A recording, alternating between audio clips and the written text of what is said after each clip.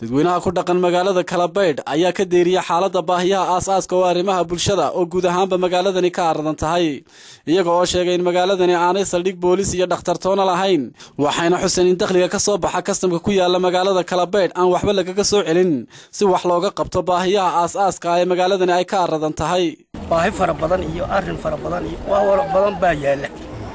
magaalada koow weeyaan horta wax maamula oo la isku raacsan yahay way leedahay ma jirto baahidayadu way fara badan tahay xilli qoyaan baan ku jirnaa rooba ta ugu horeysa waxa weeye dhulkii waa qoyan yahay laameyda lagu dushubaa xashiishka markay dumarku ama meelaha ka soo qaada ta kale wax bileys la yiraahdo oo meesha ruga oo labada magaasha jaadka lagu cashuuraa ka jirta wax bileys joogo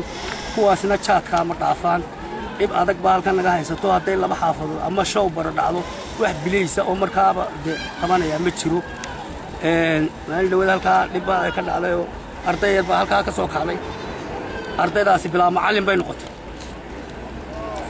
bilaa macallin bay ku soo yaacay halkan iska yimaadeen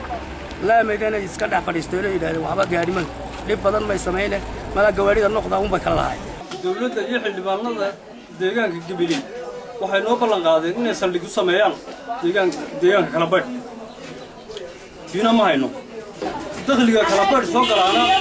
wuxuu dhigmaa ka berbera soo gala sidaas darteed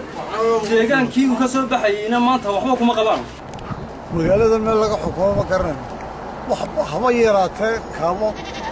wixii ummaddu lahayd shayna kama laha wax ka jiraana ma jiro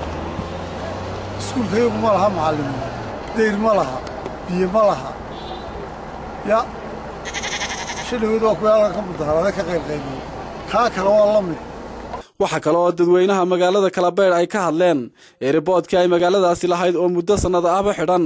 iyaga oo sheegay in saameyn taban ku yeeshay magaalada isla markaana ilaa hadda ay bilaa amal yihiin boqolaal qof oo ka shaqeyn jiray waxayna xukuumadda u soo jeediyeen in si dhaqso loo furo airport-kaasi dhaqaalihiga aad buu boqolkiiba boqol buu hoos u riday meesha kaliya dhaqaaluhu anu halka lama dareemi jirin mataarku ugu yaraan ilaa 40 inan oo xamaala 40 inan oo kaariyaan la yidhaa 40 gaari oo wata intaasi ba ka shaqeyn jirtay airport-kii